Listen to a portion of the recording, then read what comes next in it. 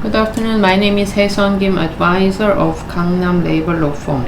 Today, with the labor attorney Jung Bong-soo, we will discuss and listen to the explanation of the Article 35 of the Labor Union Act, which is the general binding force.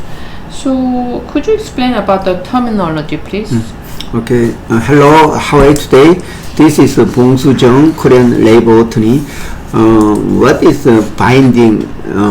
The general binding force, that is when employee, labor union, it representing the half of all workers can have a right to negotiate and make collective bargaining, and their collective bargaining it applies to all workers, even though they don't belong to labor union membership, but still the collective agreement that the majority union made with the employer is applied to the all workers. That is the general binding force. So that is why the number of labor union members is so important in the actual the practice.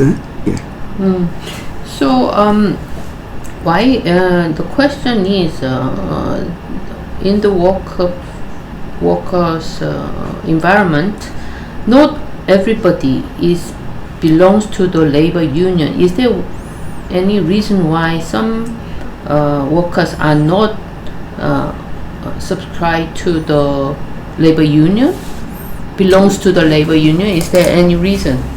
Okay. Why people employee do not the right to join labor union? I think it's basically there are many reasons behind why they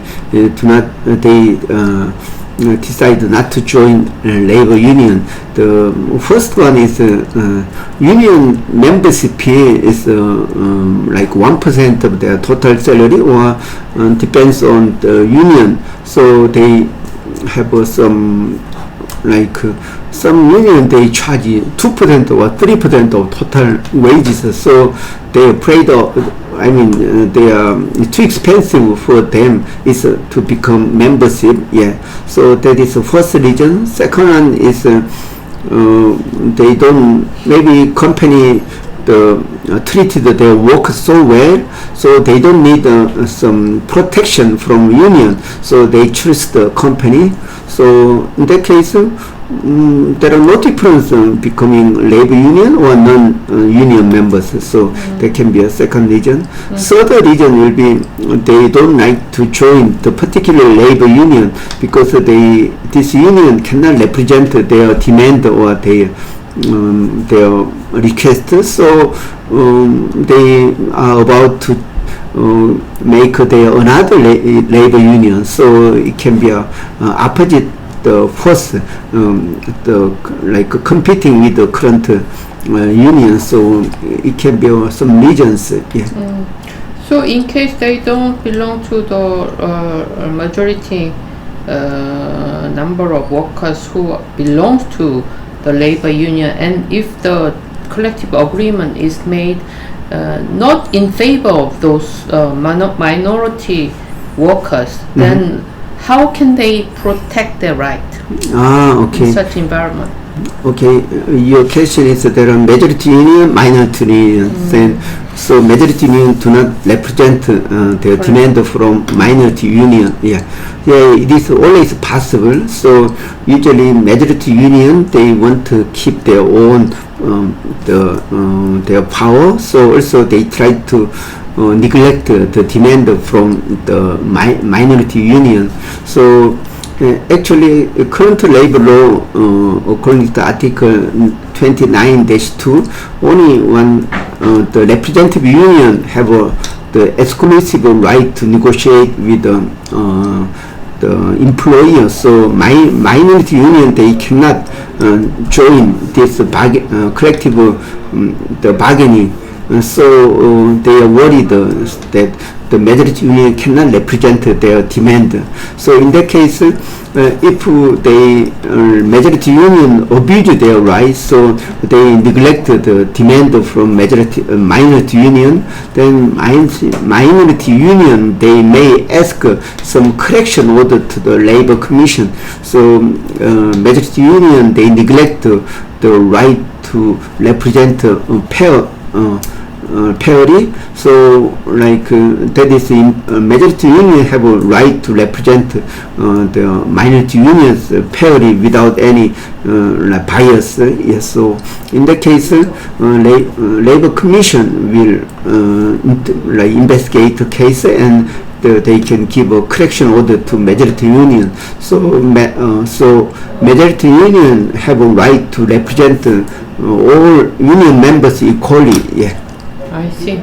So could you present an example, like a case that based on your experience and advice to your client, where this Article 35 was applied? Yeah. So I think this article is important. The power of labor union comes from number of union membership. So the more they have union members, then they can have more the negotiation power with the employer. So here what it says, the majority union have a right to represent all non-union members. So if the union members or labor union cannot become majority union, their right is very limited. So what they conclude is only applied to their minority union. So they cannot represent other non-union members. So just like Samsung labor union, Samsung electronic labor union, they only represent a small number. So majority numbers, they do not join this union. So like this labor union can request for collective bargaining for only their union members, while the other majority members, they have some collective bargaining through labor management council. So in that case, labor union, they are treated very unfairly, like they cannot represent all workers. That means their legal right is very limited.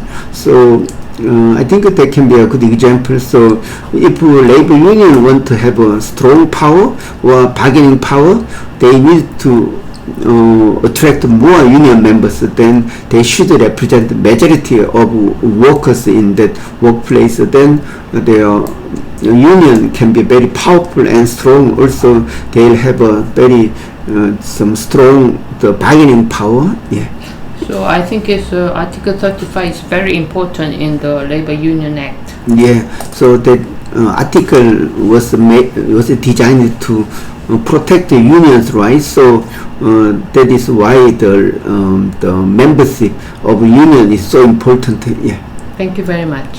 Okay. Thank you for watching. Okay. Bye bye.